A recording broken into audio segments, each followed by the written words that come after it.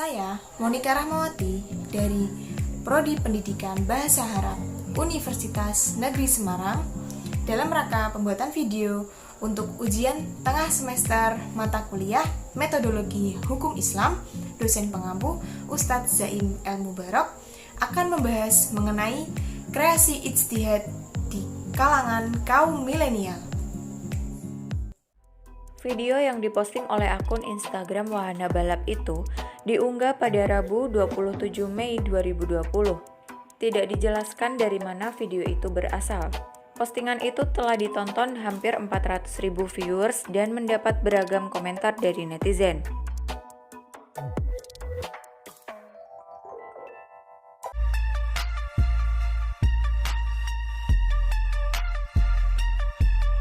Rokok Surya Pro.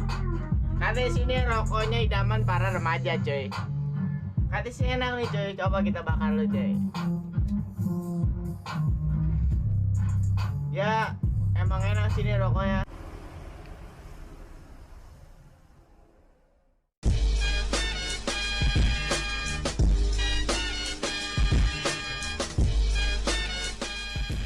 Seperti video yang sudah kita lihat sebelumnya, fenomena merokok dan penggunaan vape ini sudah merebah ke remaja atau yang biasa kita sebut kaum milenial.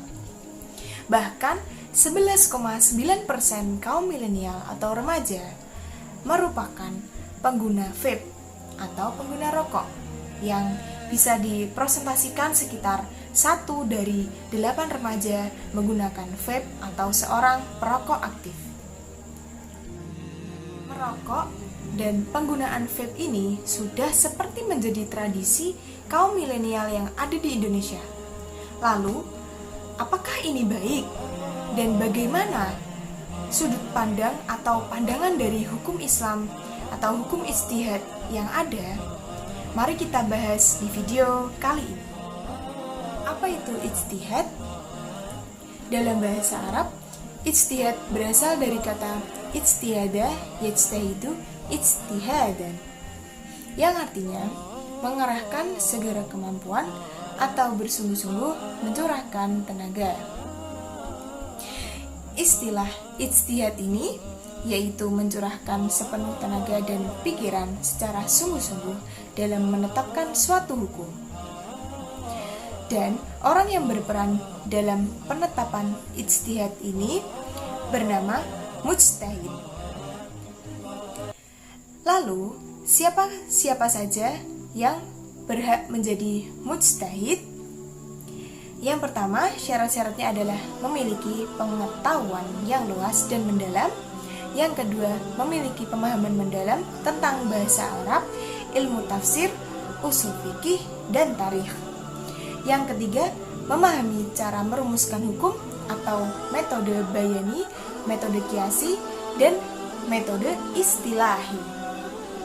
Memiliki keluhuran akhlak mulia. Lalu, bagaimana kedudukan hukum ijtihad ini? Kedudukannya yaitu sebagai sumber hukum Islam setelah Al-Quran dan hadis.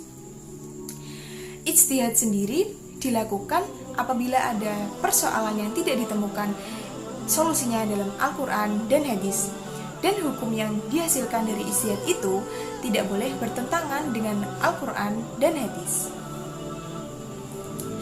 Lalu selanjutnya adalah bentuk-bentuk atau macam-macam ijtihad. Macam-macamnya ada banyak. Lalu saya akan membahas salah satu di antaranya, yaitu ijma'. Ijma' sendiri yaitu kesepakatan seluruh ulama mujtahid pada satu masa setelah zaman Rasulullah atas sebuah perkara dalam sebuah agama. Dan ijma' yang bisa dipertanggungjawabkan yaitu yang terjadi setelah zaman Rasulullah atau zaman setelah tabi'in. Karena setelah zaman mereka, para ulama telah berpencar dan jumlahnya pun telah banyak, dan perselisihan pun semakin banyak, sehingga tidak dapat dipastikan bahwa semua ulama pun dapat bersepakat.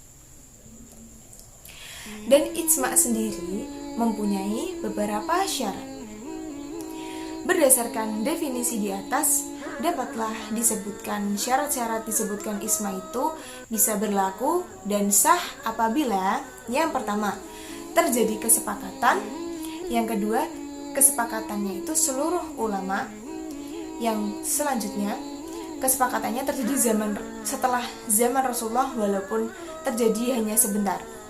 Yang keempat, yang disepakati adalah perkara agama.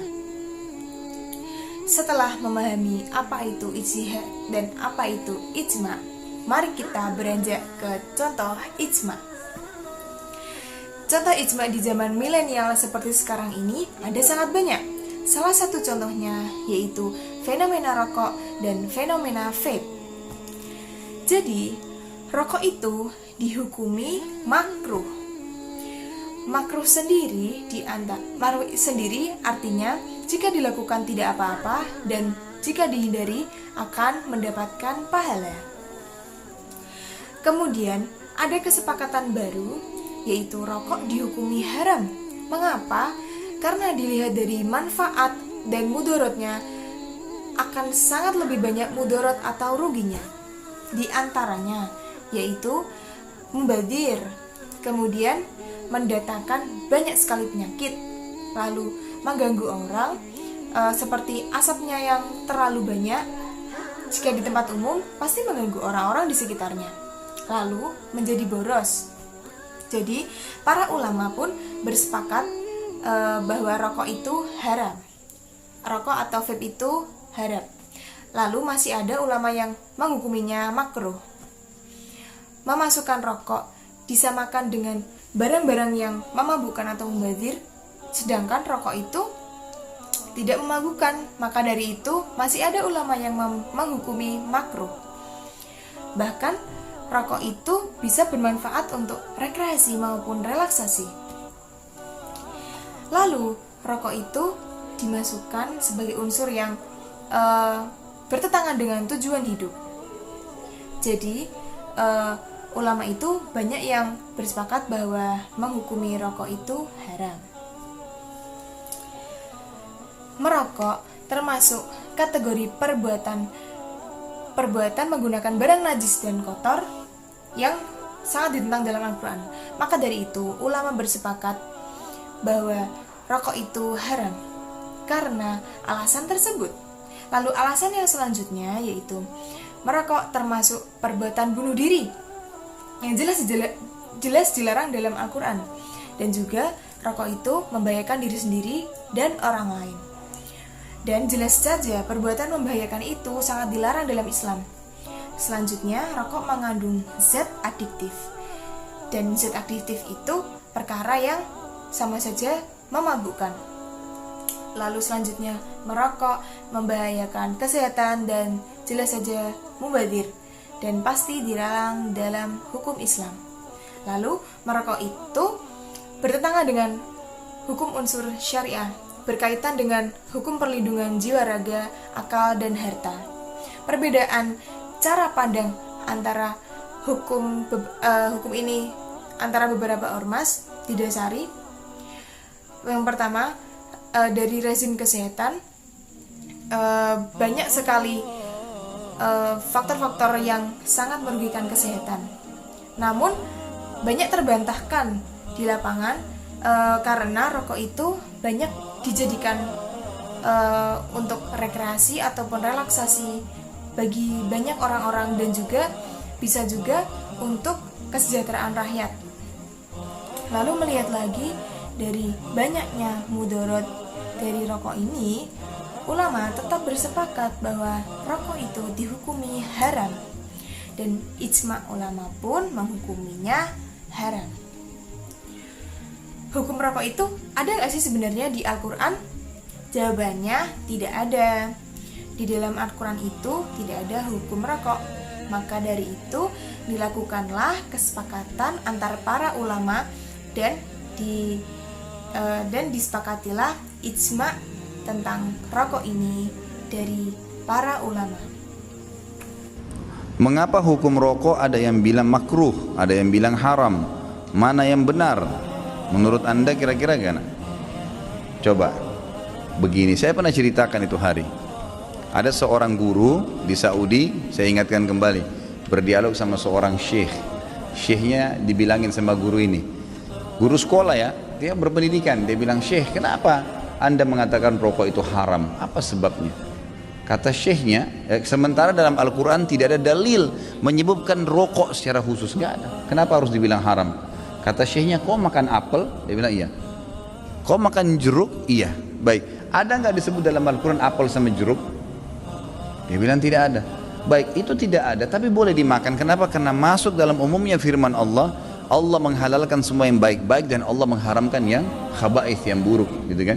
Jadi ulama mengeluarkan kaidah semua yang baik maka halal, semua yang buruk maka haram. Semua subhanallah yang haram itu pasti berefek tidak baik, gitu kan. Lalu dia bilang, "Tapi setahu saya tidak buruk karena saya merasa nyaman-nyaman saja," gitu kan. "Saya merokok, saya percaya diri, saya nggak ada masalah.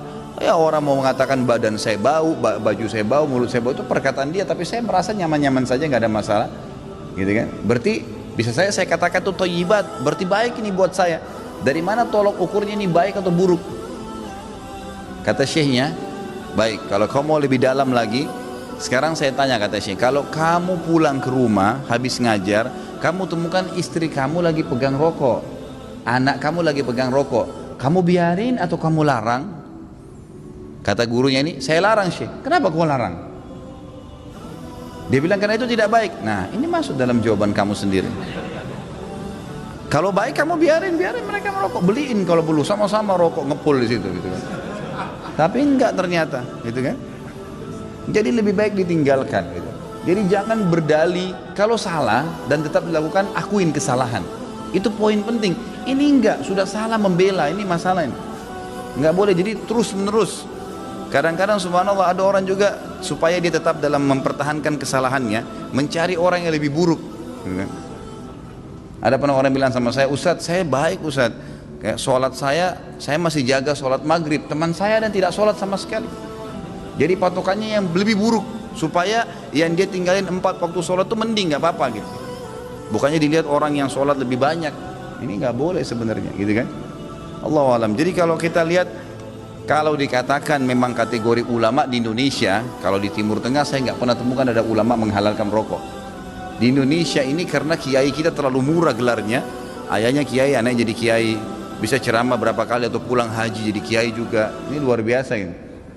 Saya mohon maaf, bukan menyombongkan diri sama sekali. Saya subhanallah berapa kali ketemu dengan orang-orang kiai. Kiai ini, saya kalau ketemu subhanallah seperti kalau antum ahli listrik misalnya, kemudian ada orang datang ngobrol masalah listrik, dia nggak ngerti.